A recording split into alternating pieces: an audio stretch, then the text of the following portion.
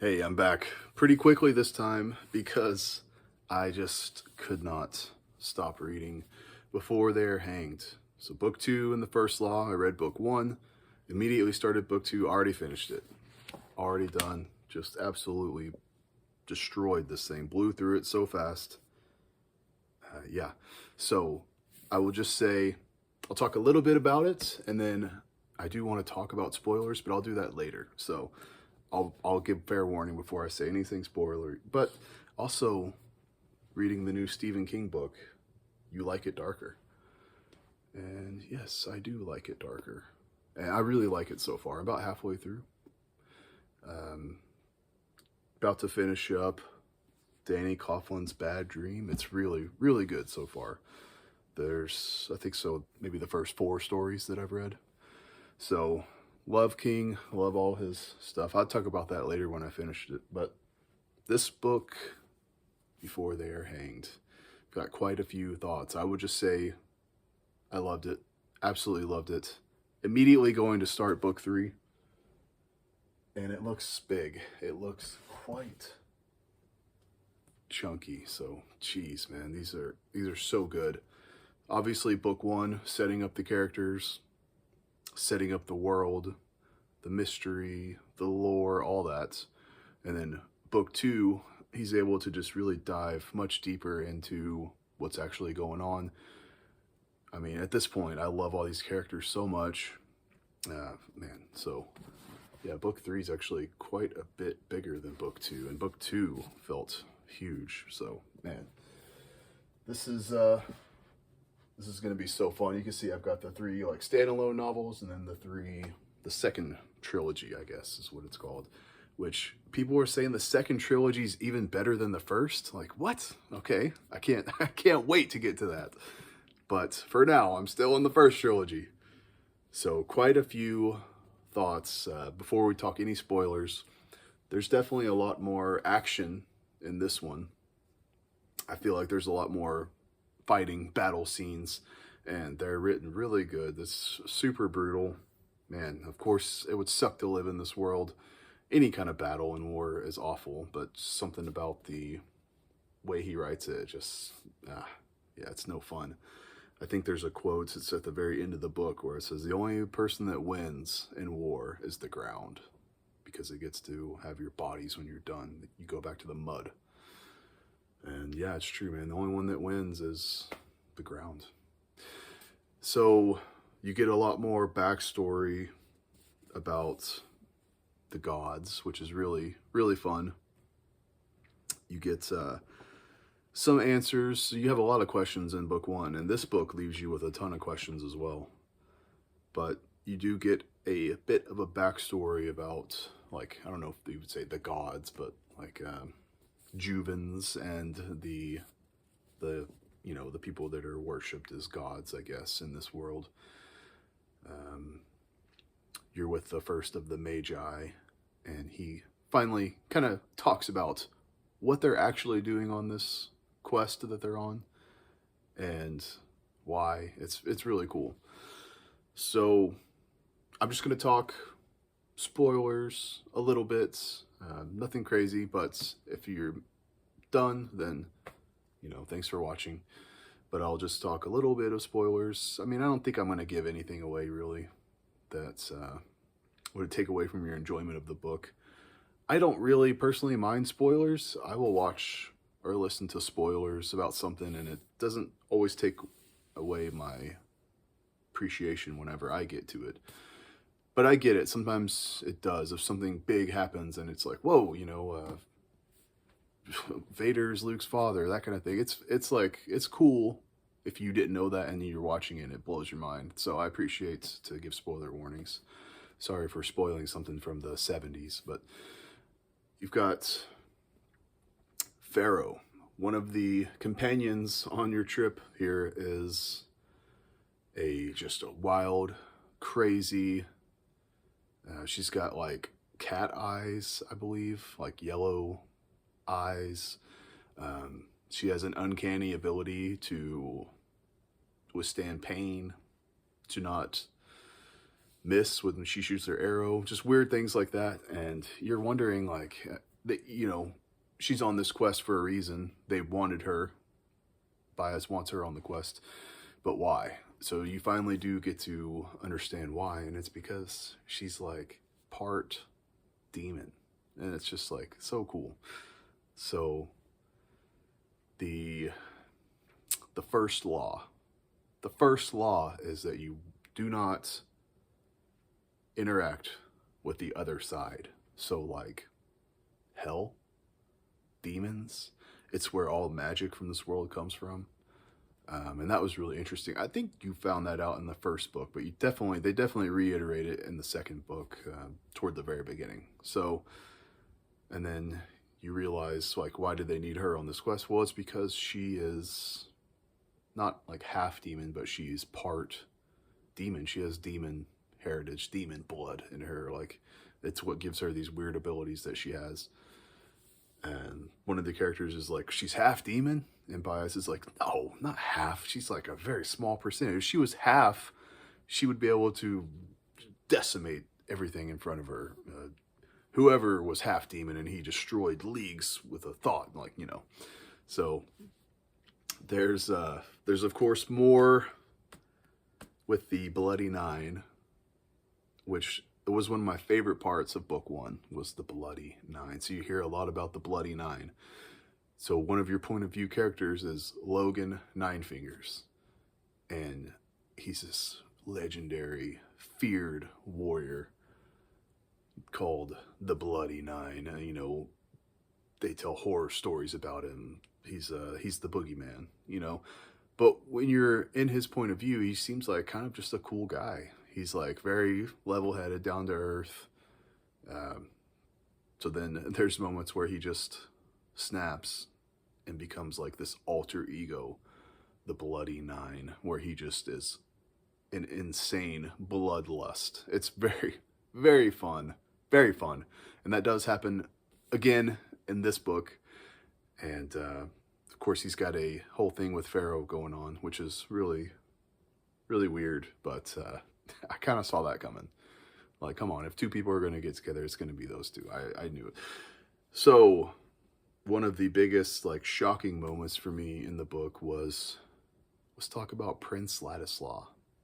So the prince, the king's heir, he's going to be the next king when the king dies. And he is just such a little douchebag. He's never done any lick of actual work. He's a prince, you know. He's kind of like Joffrey from Game of Thrones, but he's not evil. He's just like oblivious and cowardly and lazy and pampered, you know. Well, there's a scene where one of our characters, Colum, finds him trying to rape a girl and just straight up boots him off the side of a cliff and kills him. And that was super shocking to me.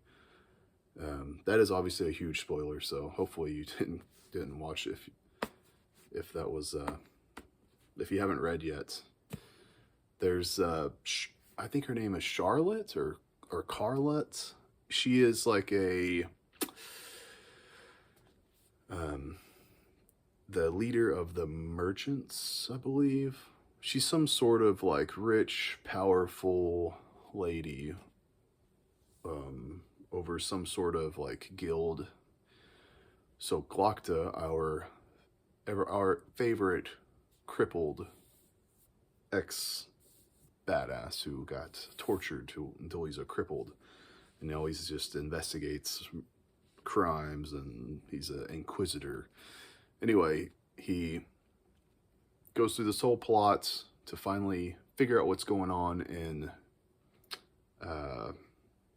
it's not Gurkle. Gurkle is the one that's attacking. He's in a foreign land. I can't remember what it's called. But there is a plot, and he gets onto it, and it turns out it's this woman that he's been working with the whole time. She's like a leader of the city, and she was the one that was kind of conspiring. So he, you know, takes her, interrogates her. You know, they're going to torture and kill her like he does everybody. And he just wants to know why. Why did you do this?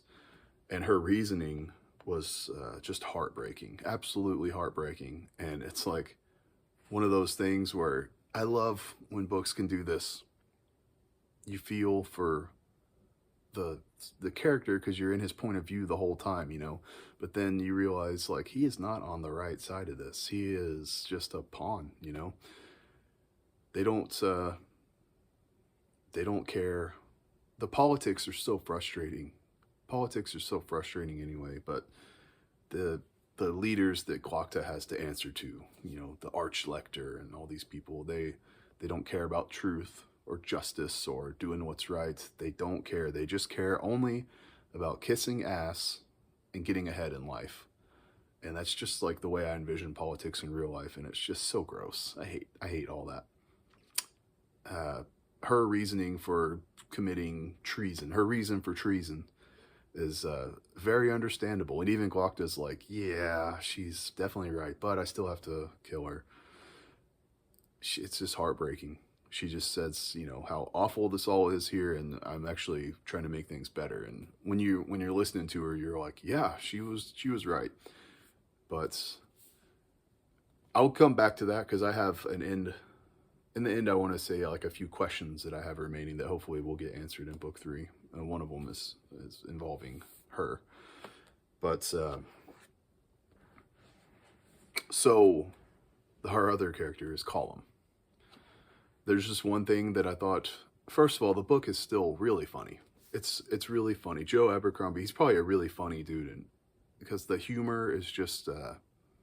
I mean, I actually chuckled a few times. It's like it's hard to for a book to make you laugh, right? To like laugh out loud. But this book definitely made me like giggle, you know.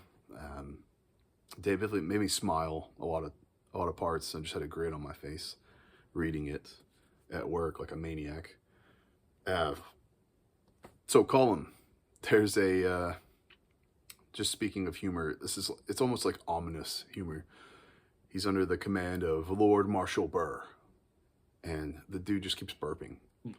He just keeps burping. He's all this damn indigestion, and it just keeps happening. And it's like funny. It's like he's so stressed out that he's like burping, or he says it's something he ate.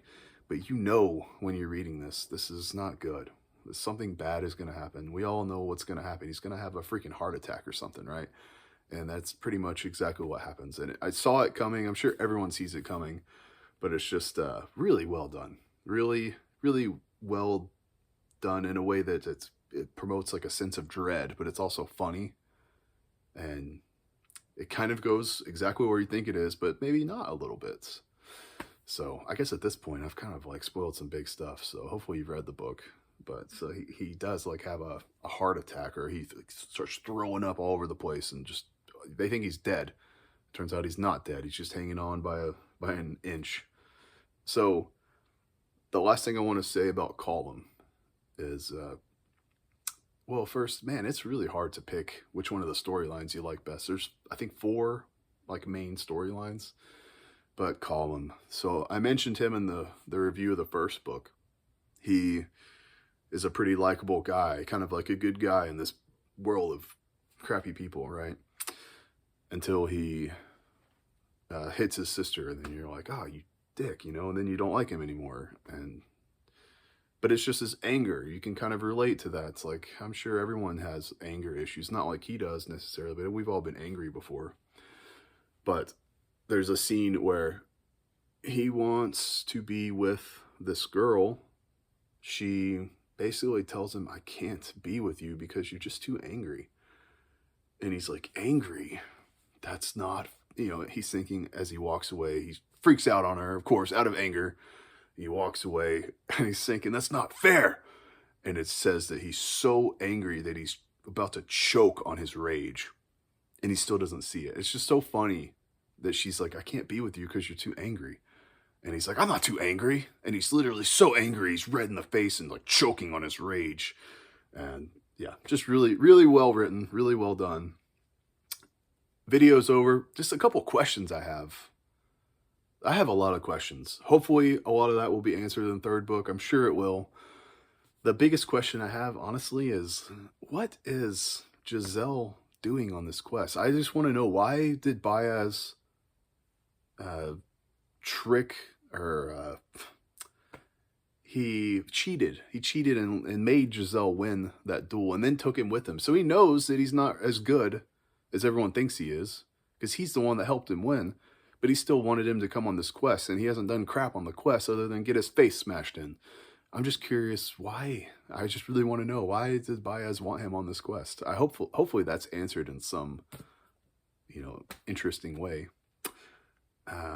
Yeah, like there's so many questions. So many questions. One of them is Glocta lets the lady Carlot, I think was her name, he lets her go instead of killing her.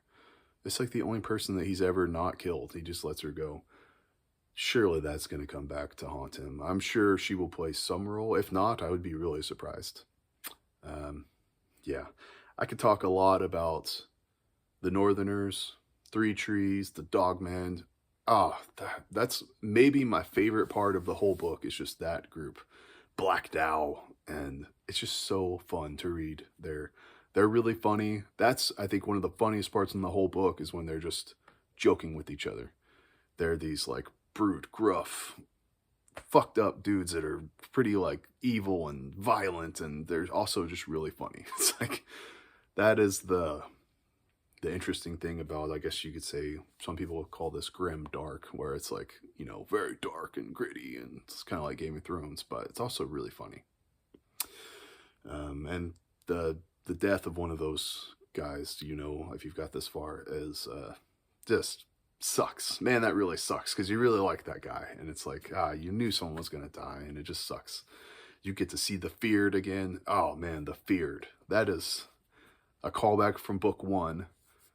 I'll never forget reading book 1, and when you first see the Feared, and they say, like, we just have one condition, and he just screams, England, and he just screams it, and it's like, oh my god, everyone freaks out, and it's just so, like, iconic in my mind. And he just devastates everybody in this book and gets away, so he's still alive. And how crazy is it that Bethod is this huge looming force, and he's not even in the book at all. Not even one scene you ever see Bethod in the book.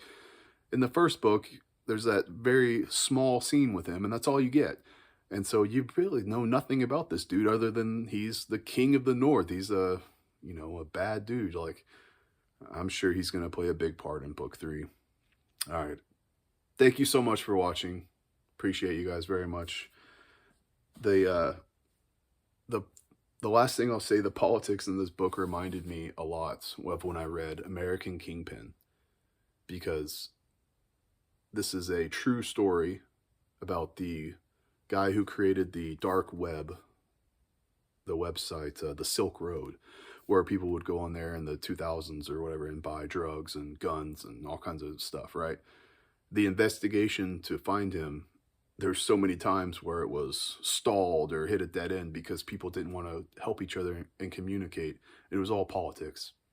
You don't want that guy to have information, because what if he solves the case and then you don't get credit for the case? And there's a lot of that going on, and it's so frustrating when you're reading the book and everyone's point of view, but they're not helping each other. So it's just, he's continuing to commit these crimes, and so frustrating. That's kind of what it reminded me of when I was reading that. Hey, thank you so much for watching. See you guys on the next one.